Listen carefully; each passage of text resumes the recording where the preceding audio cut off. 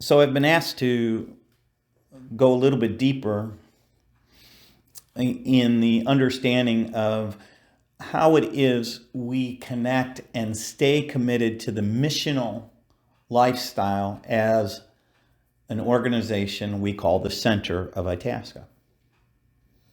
Well, we focus on 5 primary rhythms. They are truly values of ours, that as 5 primary aspects of Christian life being generosity, hospitality, being spirit-led and Christ-like, as well as to be missionaries, the sent people of God, we believe that we have to have in concert 5 specific rhythms that we live by, that we as an organization lift up. Because remember, what you lift up is what will get repeated.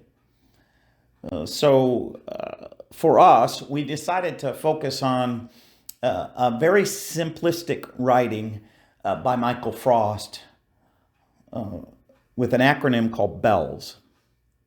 BELLS stands for Bless, Eat, Listen, Learn, and Sent. Bless, Eat, Listen, Learn, and Sent. Bless is really the idea of shalom, blessing others as they would want to be blessed with a love language that makes a difference in the world. To eat with folks, our Lord ate with his disciples, and we believe eating lowers apprehension and creates an opportunity for true communion with one another.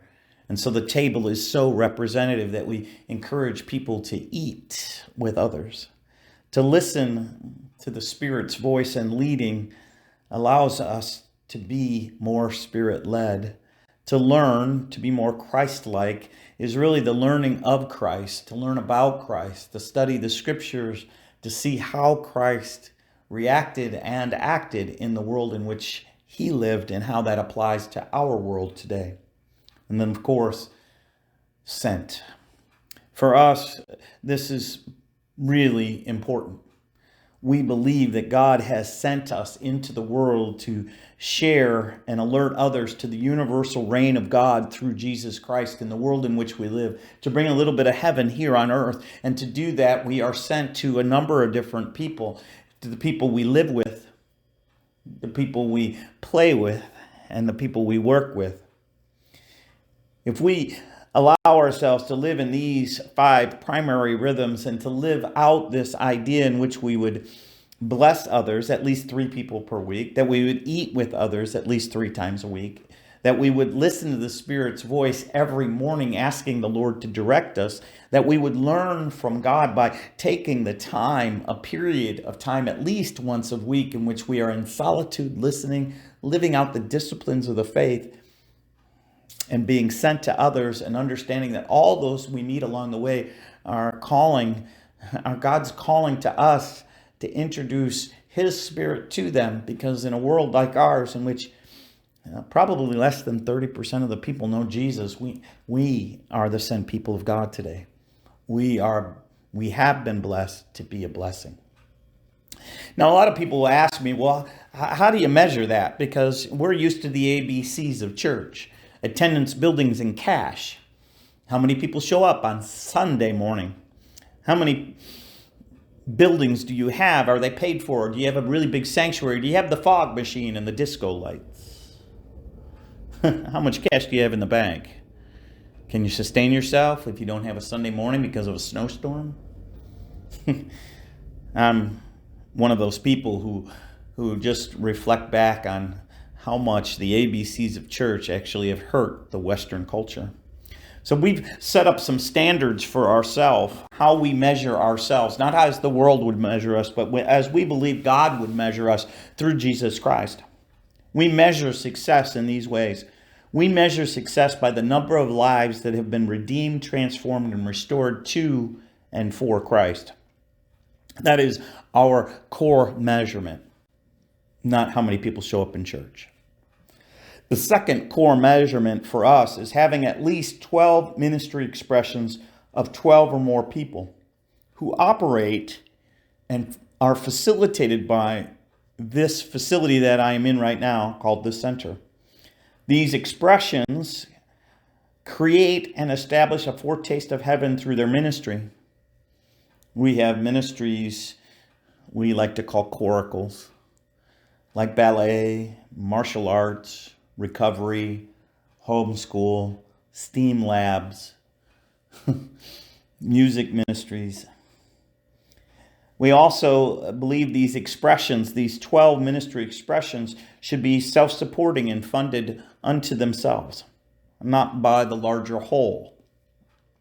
We see Sunday morning as an expression, one of our 12 expressions. It is not the expression, it is one of. And we try not to support it any more than we would support any other ministry.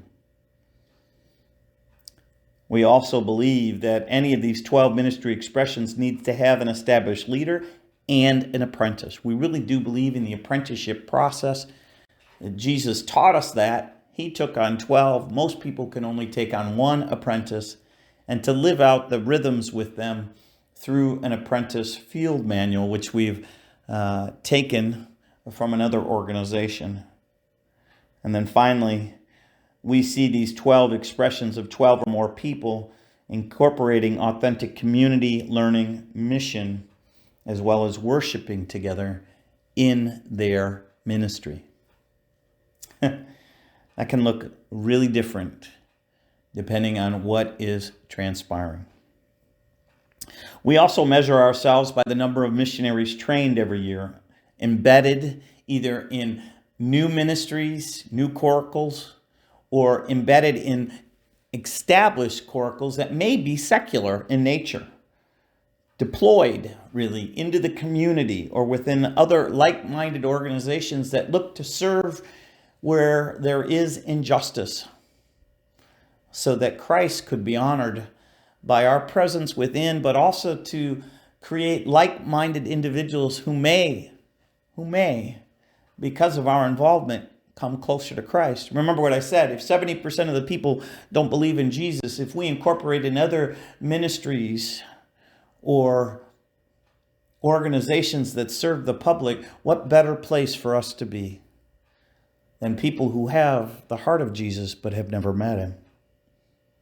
And finally, we see success as being able to fund our facility, any personnel that need to be here, and the ministries that are benevolence-based.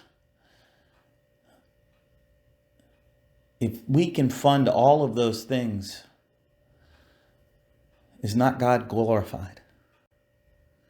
So again,